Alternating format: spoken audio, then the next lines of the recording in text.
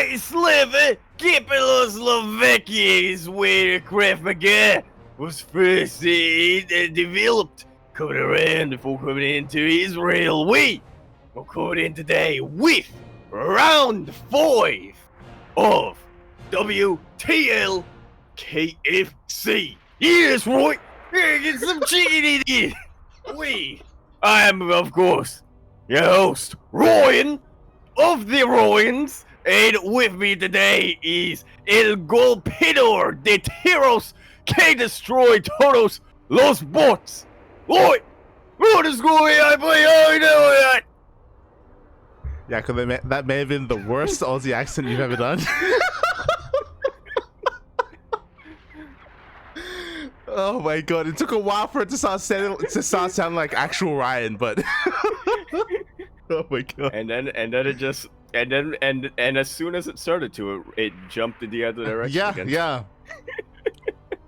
That was impressive. That was Hi. What is up, everyone? Welcome back. Welcome to another edition of the KungFu Cup, round number 5, as Yaku did just say. If you don't speak Aussie, then you may not have understood anything that he said, but it was all very clear, quite clear. Yeah, it's quite clear to yeah. shaking my head. Oh god. But yes, welcome back, everyone, to another weekly dose of KFC of the KungFu Cup. And my oh my, just like it is every week, the bracket is insanely large. Exclamation mark B in the chat if you guys want to have a look at the bracket yourselves, because we have quite a lot of players, quite a stacked tournament.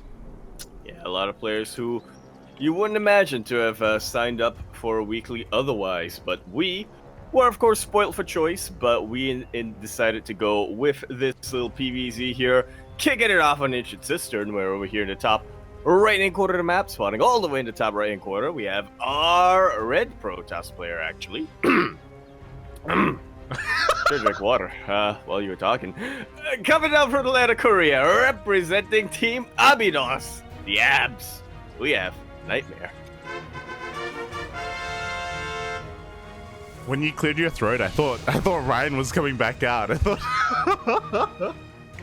That was his throat clear to keep him in. Okay. As spawning in the bottom left-hand corner of Ancient Cistern, we have his opponent. We have the South Korean Zurich player representing his new team, Mystery Gaming. It is RagnaroK.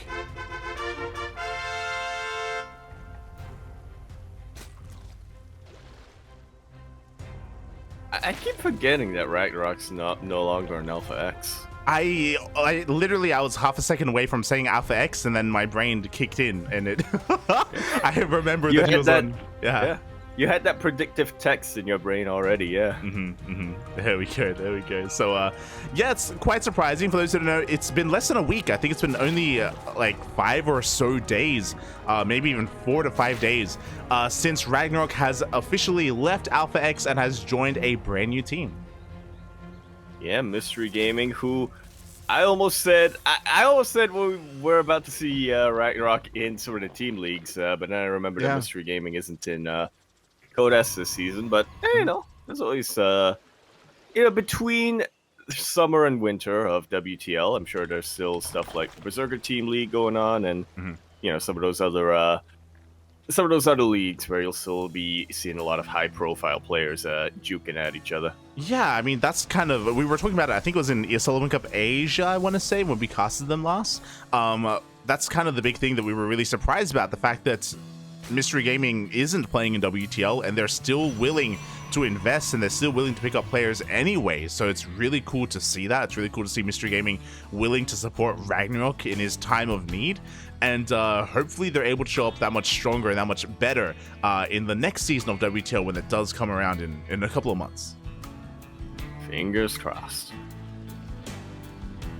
Never know when that goes out, and so in the meantime, you know, events like the KungFu Cup and weeklies and whatnot are a really good time to check out how our players are, to kind of gauge the form of our players. Definitely, and the other thing that I just remembered as well is, to be fair, I haven't checked RagnaroK's YouTube in a while, but he used to create a lot of content on YouTube, if you remember, in Korean. It's possible that because of that as well, you know, he has other value to his name other than just competing in tournaments and playing in team leagues. So yeah, that also could come into play, depending on how Mystery Gaming want to kind of leverage that. Yeah, I remember back in the heyday of like 2019 and whatnot, there were a couple of Korean players who started uploading content onto YouTube, but RagnaroK was literally the only one who put in subtitles, English subtitles, so that foreign fans could get a sense of what was going on and understand that. So yeah, that's why RagnaroK really blew up back then quite a bit. I have to be honest, I haven't really kept up with his YouTube channel either. I'm sure you'll still be able to find quite a lot of stuff. COVID kind of killed the vlogs that he was doing. Yeah. See, he added English subs. Crank. As we do see a pretty standard opener here from NightMare, but already the Lings are across the map. They're going to be able to delay that third Nexus for quite some time. We even see him trying to bust into the natural, forcing the activation of the Pulsar Beam.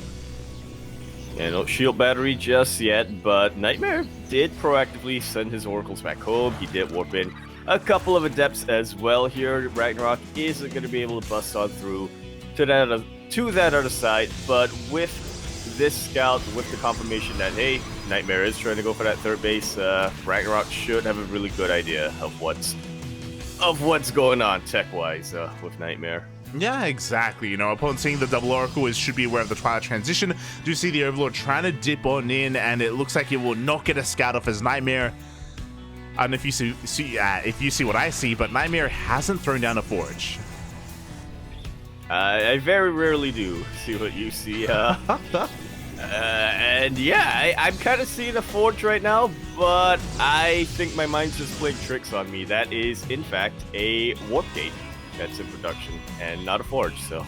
There you go. So we have a bit of a gateway explosion behind this. The typical transition from a triple Oracle or from a Stargate opener into a third base is to get +1 alongside that Twilight Council, but because there is no Forge, because there's no +1, it does seem as if NightMare is going to be going for a big all-in off of 3 bases with Pure Blink Stalker. But before that can happen, looks like a couple of units are going to be going down. Ooh, again, RagnaroK, he's trying to force a response here. All these Lings, though, are eating into his drone count. They are, quite significantly, and they haven't really been able to pay for themselves just yet. RagnaroK is still doing a really good job of getting vision and keeping active with these Zerglings, but he hasn't been able to get any major damage. He hasn't been able to shave off some of the just kind of shave off the stalker count if he can, and we see exactly why. Because RagnaroK has stopped droning entirely. Yep, here we go. We have Roaches on the way behind this. RagnaroK is going to be going for a big Ling Roach all-in of his own. Meanwhile, NightMare is throwing down a very delayed Forge here behind his main base, so he is going to be working on those upgrades. I kind of like this, especially because it looks like he may realize that, hey, he doesn't really have to do too much economic damage because RagnaroK is doing that to himself, making all these Lings, but he doesn't realize to what extent there are the lack of drones. Yeah, now that he scouts the Roaches moving across the map, though, this should just about confirm it for NightMare. I do believe that NightMare has enough time and to forge a bit of a defense here. I mean, he was already working on an all-in, so his army supply isn't looking too bad. He just needs to make sure he's in the correct position and to not get surrounded. Queens get sniped in that Drop Lord, which is already a massive boon to NightMare's defense. And wow.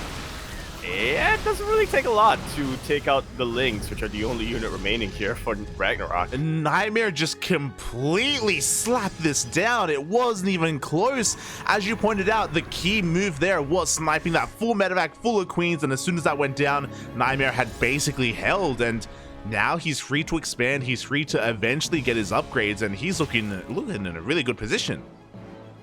It was a really great move to snipe that Drop Lord with the Queens, but even before that, it was really important for NightMare to have recognized that, hey, wait a minute, I am not... If I commit to the all-in, the Blink all-in that I'm doing, it's not going to work out because RagnaroK himself is planning to play very aggressive. So let me just switch gears here and let me defend and make sure that I'm getting my tech behind all of this. Robo Facility finished quite a while ago. And we have a Warp Prism already in production. +1 is already about to finish up right now, which originally wasn't supposed to even be researched. Yeah, now we have +1. Now we have charge on the way. We're throwing down a couple more gateways. NightMare has not saturated this 4th base at all. He does have it if he needs it, but for the most part, he's going to be focusing on his push. We have the Prism coming out to reinforce, and so many Lings have already gone down. RagnaroK is in a really rough position. He's not out of it yet. He is making Ravagers back at home. He still can take a good fight. It's just going to be pretty close. Yeah, RagnaroK, I mean, he's not in a great position whatsoever, economically speaking. He did get his 4th base, but this puts him on an equal base count to his opponent, NightMare. And that's not really what you want. He's lacking a lot in drones, which is even more disastrous for the Zerg player. And worst of all, RagnaroK isn't... Because RagnaroK can't really confirm whether or not NightMare's playing greedy or playing aggressive, he's just getting ready for a counterattack, when in reality, NightMare, yeah, he's getting a 5th base. He is playing a little bit more greedy. Yeah, 5th base is on the way. We do have a massive weapon of Zealots in the main base, but no, the Prism does get sniped. We only get Zealots here at the 4th, and there were no drones to kill because of lack of saturation. So RagnaroK, he is fighting back in a way, but he's also, again, losing quite a lot, and because he doesn't have a high worker count, he also can't really rebuild too much of his army. Yeah, you want to be trading Roaches and Ravagers against Roaches like this, but, you know, ideally you'd also be able to replace your Roaches and Ravagers when they go down to the Stalkers. In this case, like you said, RagnaroK just doesn't have the economy to sustain that, and he's gonna continue to not have an economy to sustain that. NightMare is up 20 workers. There are 77 probes against the 57 drones of RagnaroK, and that is... I can see it in your eyes, Light. That's... Every Zerg player just dies inside when they see that. Yeah, and to be fair, RagnaroK, he's aware of his dire economic position, and he's going to go all in once again. He's going to be trying to go for a super maxed army on Ling, Roach, Ravager. He's going to be able to have a lot of army supply to work with. Obviously, he won't be able to replace it, but the army that he does build is going to be massive, and yeah, this is still going to be a little bit scary here for NightMare. If he is too greedy, if he takes up too much, he's going to Skytoss right now. Like, I don't think we're going to have time to get into Skytoss. Yeah, and to be fair, NightMare himself is working on a fairly low-tech army, so if there was ever a chance for RagnaroK to be able to just overwhelm the army of NightMare of sheer numbers, it would be now and not, you know, when there are a bunch of carriers out on the map. Yeah, exactly. RagnaroK, he's just waiting to max out. He's pretty damn close. He's only a little bit of supply away here. We see NightMare trying to set up a couple of run-bys as we speak. The Prism is going to go down. Great snipe coming in here from RagnaroK. Just one fewer thing for him to worry about. Now he's going for a full surround on these gateway units, on all of these Stalkers. And correct me if I'm wrong, Light, but I believe... Not Blink, Recall is still on cooldown. Yeah, I believe so as well. He does blink to the low ground, but it looks like RagnaroK is waiting for him down here. A lot of Stalkers going to be going down at the same time. Oh, a very quick pull. Actually, 11 probes do fall here across the map. And all of a sudden, RagnaroK's chances are looking much, much, much brighter. They really are. The Banelings are headed towards another middle line. They will get in.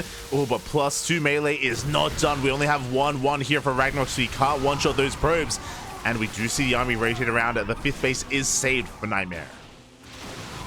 For now, RagnaroK did have to deal with a little bit of a Zealot run by over by his 3rd base location, but now that that's dealt with, he is going to consolidate his army, or he should be consolidating his army to get ready for round 2.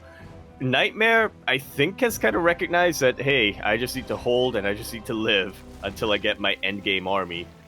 So he should be taking more of a defensive stance here, you know, still trying to harass wherever he can with these Stalkers, but I don't think we're going to see any major commitments coming out from him. We shouldn't, but once again, RagnaroK is setting up a surround here from behind. These Stalkers are going to be going down. Once again, they do blink down to the low ground, though, so he's trying to make the best out of that situation. The carriers also just revealed themselves. Yeah, and they're in the middle of the map as well. NightMare is looking to harass with carriers? He really wants that base to die. Yeah, I mean, the base will die, to be fair, but at the same time, the Roach Ravager army is pushing on forward, and we kind of needed the carrier back at home. A lot of Stalkers are going to be going down. Yeah, pretty needlessly, honestly.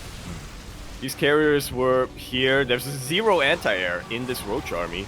These carriers were back home. The interceptors will be getting a ton of free damage. We are in base trade mode, and I'm not sure who to favor. I want to give the edge to NightMare, but I mean, NightMare, it's still a bit of a questionable engagement here for him. to be fair, like these two carriers, they can kill all these queens. There's 3 queens and 2 spores, and the queens are weakened as well, but it looks like the carriers are turning back around. The 5th base of NightMare just went down, but RagnaroK is losing Ravagers, and these are Ravagers that he can't really replace. Things are coming in from behind, though.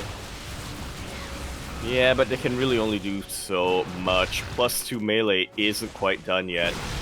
And now RagnaroK will have to tap out. GG is called, and NightMare actually takes game number 1. Not quite what I was expecting, but I'm pretty impressed. GG, well played. Really good showing here from NightMare so far. I mean, we were talking about it, I believe, a couple of days ago about how NightMare had an insane run in ESL Open Cup Americas. He made it all the way to the grand finals. He took down Creator. He took down Solar to get there. So NightMare is looking in peak condition right now. Like, he's looking better than he has in a long time. Yeah. Yeah, he's looking to get back into that 2020-ish form, 2021 form, where he was pretty much top 3 Protoss player in Korea. He was very much a wild card. His PvP back then was impeccable, and you could always count on him to take out some of the other like gatekeepers of GSL, if you want to call them. If you want to refer to those players like that, you know, they're not the championship tier, they're not the top tier players, but pretty formidable in their own right. And NightMare now, yeah, is looking to get back into that form, but potentially with a more diverse skill set.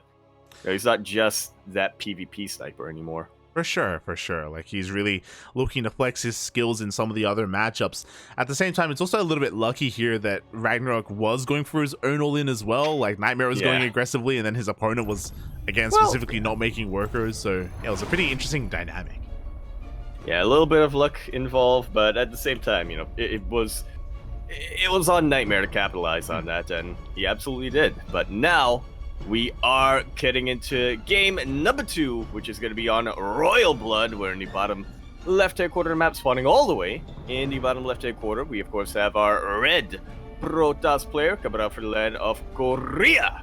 He is going to be representing Team Abydos. The abs are coming out. Look at him. He's flexing them. He is NightMare.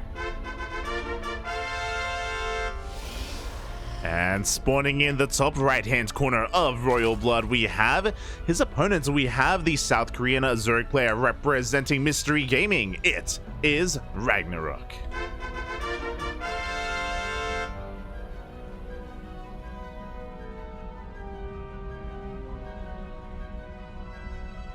Probably not going to see the same thing twice coming out from him. Maybe we'll see that all-in attempt from NightMare now. You know, if he actually has the opportunity to whip it out. True. And I don't think it'd be a bad choice here, you know, because he did have to kind of shift his attention and divert his focus in that last game. We'll see, though, because in all honesty, RagnaroK is the kind of player to go for the same all-in 2 games in a row, even if it doesn't work. Like, he is just that crazy. He is. Yeah, he is. I was gonna say, yeah, but you know, he's also a player who likes to experiment a lot. He's a very experimental player, you know. He might decide that he wants to whip out something a little bit different, but if you're on the edge of being eliminated from a pretty high-profile tournament, at least a high profile for a weekly, yeah, I don't think you want to risk doing anything too weird. I think if you're confident in it, which RagnaroK usually is, you would go for the same all-in twice. Oh yeah, exactly. And we'll keep our eye out on that worker count on RagnaroK to see if he is going to be hyper aggressive once again. Likewise, NightMare is going to be switching up his opener. Oh, that is not a Stargate. It's not. Thanks for the confirmation there, yeah. That is, in fact, a Twilight Council. I'm making sure I read that right. Let's go, mate. It is going to be a Twilight Council opener here from NightMare, and As a result, this should be for a Glaive Adept opener, but we'll keep our eye out on things. We'll see how many gateways get thrown down. We do have the Robo follow-up. The Twilight Council is now done, and we should be seeing an upgrade shortly here once we do have enough gas. And there it is. That is Glaives coming out from NightMare, so still a pretty aggressive opening coming out from him, but aggressive in a very different way. Boy, exactly, and we'll see how many gateways we end up working with here. We've got 1 at the natural, we've got 3 in the, we've got 3 more in the main base, so 4 in total so far, which again isn't too committed. We can transition from this point, but it is still going to be quite deadly here, especially if RagnaroK doesn't realize what's going on. Yeah, at the same time though, the Robo facility just finished up, and there is the Warp Prism coming around, so NightMare doesn't have to commit too hard, but he has the options now. He's made it a lot easier for himself if he does decide to commit to the Glaive. I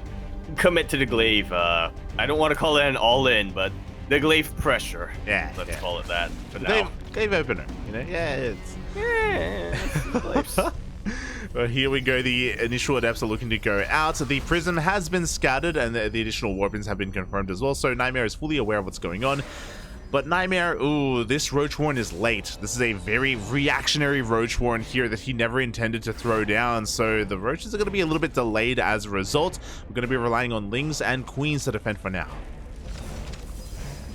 Yeah, which can help out quite a lot, but at a certain point, they do hit some diminishing returns. This is a great surround though, and a great use of a zoning Spore Crawler to just get this Warpism away from the front lines.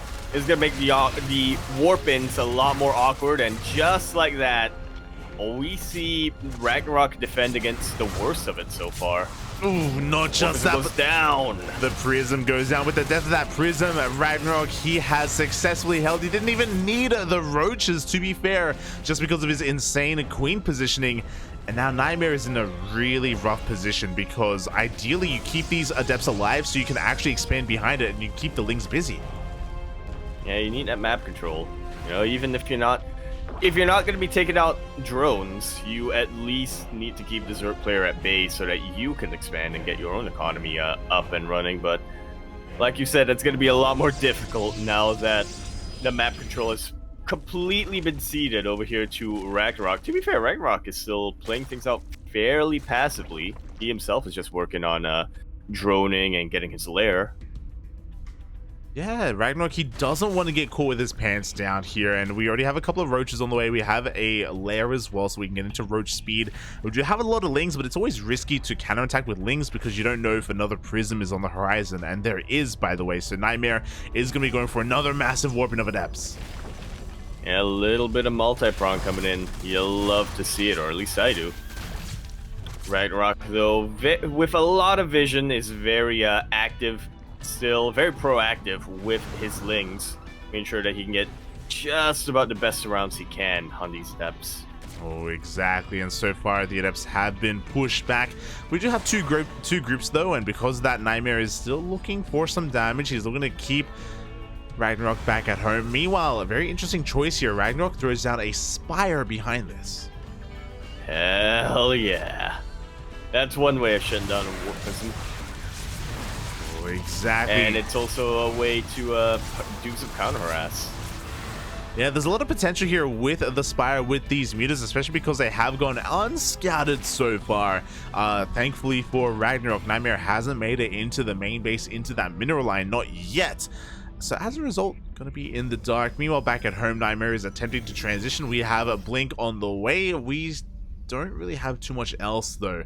I don't know if you saw earlier, but NightMare did start up a robotics bay, but then he did cancel it. Yeah, which is a curious choice. We'll see what he decides to get instead here.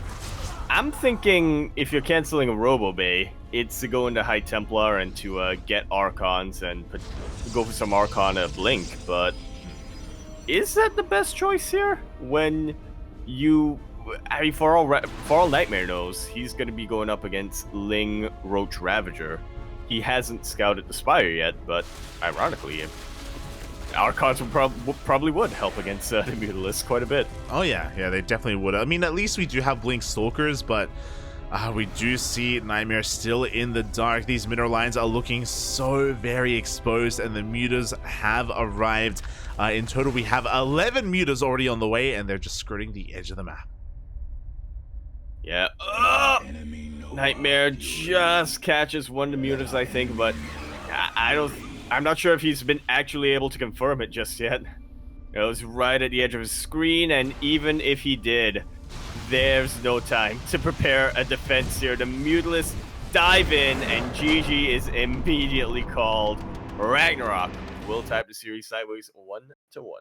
GG, well played. The mutas reveal themselves, and that is it. That is game. There is no reaction to it at this point. It's too late. There is just such a large muta cloud in the natural, and yeah, just like that, we're going to the ace match.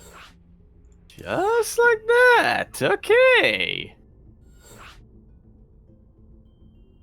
As we were mentioning, you know, kind of spoiled for choice here when it comes to KungFu Cup. A lot of very stacked first round matches are going on, and as expected, a lot of them do end up going to the ace match.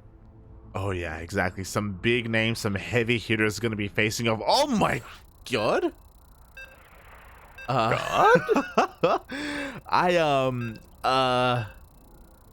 Okay, so we can go over the bracket a little bit later on, but there is one result that really caught my eye and deserves to be brought up. It does, but I'm not too surprised about it. Oliveira has got knocked out in the first round. Oh, that's the one you're talking about. By Percival 2-0 Oliveira. That's crazy, Poppy. Yeah. That's crazy. Well, the hell were you talking about? it is a pretty big upset, but this is where I tag Oreo and bring up Percival's TVT win rates. True. Over in Korea. Yeah, that is still a pretty major upset regardless. In hindsight, maybe it's not the most surprising, but Percival has not looked in form for a while compared to Oliveira, who is still the most recent world champion and has still been putting in a lot of results in other events. But regardless, before we get into that, we have an ace match here. On Gressvan, we're in the top left-hand corner map, spawning all the way in the top left-hand corner. We have our red Protoss player coming out from the land of Korea, flexing those abs. For Team Abydos, we have NightMare. Spawning in the bottom right-hand corner of Gressvan, we have as opponent, we have the South Korean Zerg player representing Mystery Gaming. It is RagnaroK.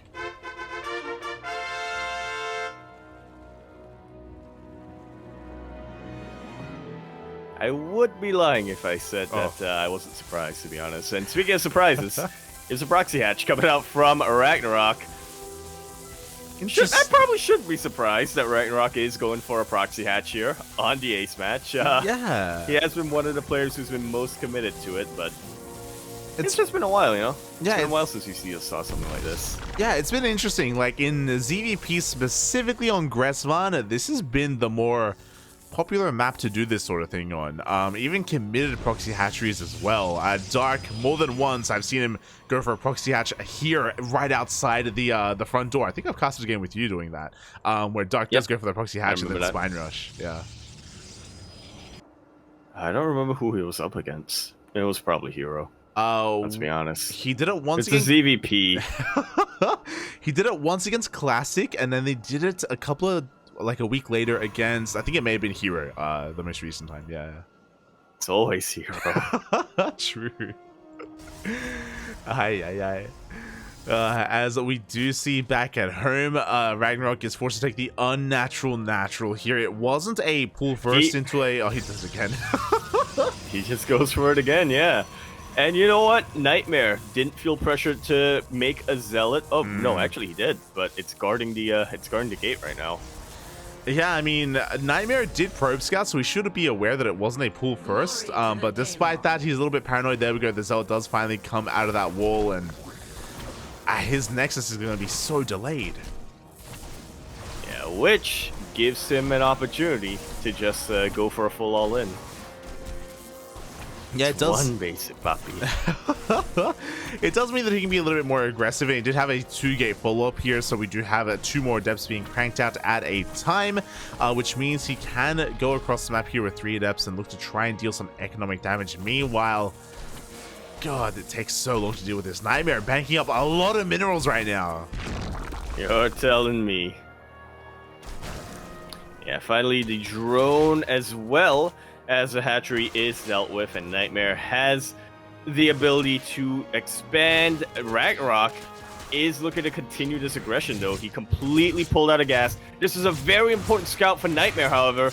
Does go in, does confirm that there's 0 gas, and does confirm the research on that spawning pool. So he will be expanding, but he's also going to be investing a lot in his defenses back home. I would hope so, because RagnaroK is going all in. He is making nothing but links. He gets us around onto these adepts as well. They will just barely shade away, rushing back home. We do have a shield battery, and it looks like the adepts will make it back home in time. Whew, but there's no nexus. Overcharge is not going to be available. True, very true, and he has to be very confident to get surrounded. One Zeld and one adept will get surrounded here by these lings, and now we are down to only 3 more units. And they were outside of shield battery range as well. Thankfully, NightMare was very quick in plugging up that hole with his adepts here. So RagnaroK isn't feeling too confident to commit into that. Yeah, with that, RagnaroK I was gonna say, even though the Cybercore is very tempting, it is. RagnaroK's not gonna give in. Very tempting indeed. RagnaroK behind this is going to be droning, is going to be transitioning here into, pulling back into gas momentarily, into saturating his natural, getting his sword base up and running. The investment into these lings dealt some damage, but nothing too major. For the most part, NightMare was able to defend. Yeah, he was forced to get a couple of buildings that he didn't really want, but it's not the biggest commitment in the world. He is making up for his delayed third by trying to get a very quick third. But it does get scouted immediately by RagnaroK and will be cancelled right here, right now. Yeah, third base does get cancelled. NightMare having a hard time at getting his economy up and running. Is even going for a robo opener as well. That kind of slipped our mind. I assumed it was going to be more defensive to make immortals, just in case it was like a roach all in. But with this, he can now be aggressive. Doesn't have glaives or anything like that. So not going to have the most impactful gateway units, but he can at least be on the map. Mm-hmm. Can at least do something sooner rather than later. And I also appreciate that he is, as soon as he has the resources, he's working on that robo bay. Disruptors, whether you're going to use them to drop into a mineral line or to just defend against an onslaught of Zerg, they are the equalizer for a reason, or they're known as the equalizer for a very big reason. They really are. Meanwhile, this is looking just like game number 1 as the Lings, they go for a bit of a surround here, and these sentries are very exposed. Meanwhile, we get across the map, and what I mean by game 1 is that once again, RagnaroK, he's cutting workers here at 48. He loses a couple of those drones, but he's going for a Ling Roach all in. Yeah, one that does get scouted, but I'm not sure if NightMare is in a position to defend this time. Previously, that all-in happened on Ancient Cistern, a much larger map where NightMare got his expansions in time, had the resources to throw down his stack defenses, to get a whole bunch of warpins ready to prepare against the defense. But now we're on Gressvan, which has a much shorter rush distance. Not only that, but NightMare's economy was delayed by so long. He's scrambling to throw down shield batteries now, but we'll see if that ends up making a difference, because they are in a very awkward position. That was a good purification Nova. Oh my, I thought it was a premature Nova, but no, every single Roach does go down, but the Ravagers do survive. The Lings going for a mass round. We have 3 shield batteries finishing up, but the shield batteries are exposed. We do get the overcharge. But the overcharge gets piled down. Once again, it's a really awkward position to throw down your stack defenses here. But there weren't really a lot of good options here for NightMare either way. Oh, we do see a couple of decent purification Novas, but unfortunately this time, one is not enough. Yeah, exactly. As 6 probes have gone down, a lot of the army as well. Looks like RagnaroK, before he leaves, he wants to try to focus on the Nexus, and looks like he will get it. Oh, yeah. RagnaroK gets that, and he doesn't really have to commit all the way He's joining up a little bit, but you can tell he's still kind of deciding how he wants to spend his larva. Does he press the advantage? And yep, he does. As that's 7 roaches on the way, making their way across the map. Yeah, and that is after RagnaroK has drawn up to a quite healthy number. We do have 63 workers already here for RagnaroK. 4th base just now finished up as well, and he has a pretty solid economy here to sustain this Roach Ravager production. I think NightMare is going to have a really hard time getting this 3rd base back up and running. Yeah, we have a Colossus out now, which is definitely going to help against the Lings. But what about the Roaches and Ravagers? Yeah, what about the Roach Ravager? That is the question, as we have more Lings on the horizon. We have Roach Speed alongside +1 melee as well, and NightMare is actually going to be the one that pushes out, and I do respect this just because I think he has to be assertive. Like, he can't just stay at home. Like, that's not going to win him the game. I agree. He has to assert his dominance somehow. And it is definitely one way, but I'm not sure if it's the best way to be fighting in the low ground here with a bunch of creep everywhere. Yeah, exactly. As the Lings are coming in from behind, we do have a surround being set up here by RagnaroK. He's going to be looking to come in from both angles. Yeah, those shades are going to delay him by a little bit, but it shouldn't be too much longer before RagnaroK pulls the trigger. It's actually going across the map with his Lings. Yeah, I think that's quite wise. As, oh my god, looks like a massive Nova did actually go off there on a big chunk of those Lings. At the same time, NightMare is going to be pushing on forward here. Does shave off a good chunk of the Lings once again of RagnaroK. I feel like you almost never see that. Having a purification of a land on a whole bunch of Lings, aside from situations where the Zerg player is maxed out. But yeah, that was a pretty nice pick up there for NightMare, and it means that he's able to keep his reinforcements alive and keep this push going. NightMare is pretty much completely all in. I say pretty much. He is absolutely all in. He has not remade his 3rd base.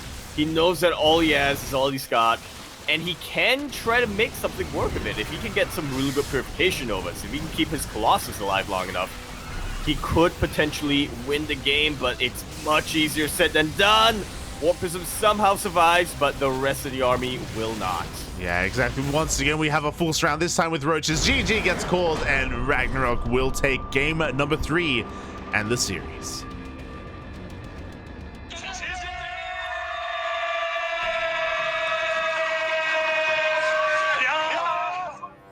Very nicely done coming out here from RagnaroK after, having his all-in fail quite a bit here. In game number 1, he did realize what went wrong. He made a bunch of adjustments, a bunch of very necessary adjustments at that, in his playstyle, and yeah, was able to really hammer down the weaknesses of his opponents here. GG. RagnaroK moves on to face... Oh, you know it is. Hero in yet another ZvP. Let's go, Bobby. Let's go. But massive shout out to NightMare overall. He had a really solid series, especially in game number 1. He was looking very formidable. Unfortunately, game number 3 here did he had a really rough start. If you recall, he got proxy hatcheried, and it happened twice as well. So it took a really long time for him to get his natural base up and running. He was delayed by so much, not just his economy, but his tech, his production. Everything was delayed because he was stuck on one base economy for so long. Yeah. Proxy hatch on Gressvan. Tis very quickly becoming a new hot thing, at least in ZvP. And we can see why. You know, if you're up against a player who likes to play things out a little safer, well, you can really get into their head, and you can really delay their economy to make them that much more vulnerable to a timing attack. Oh yeah, exactly. And RagnaroK was able to use that to great effect, but we'll see if he can do it here against his next opponent, because he's gonna be going up against one of the best Protoss players in the world, arguably the best Protoss player in the world right now. It is Hero.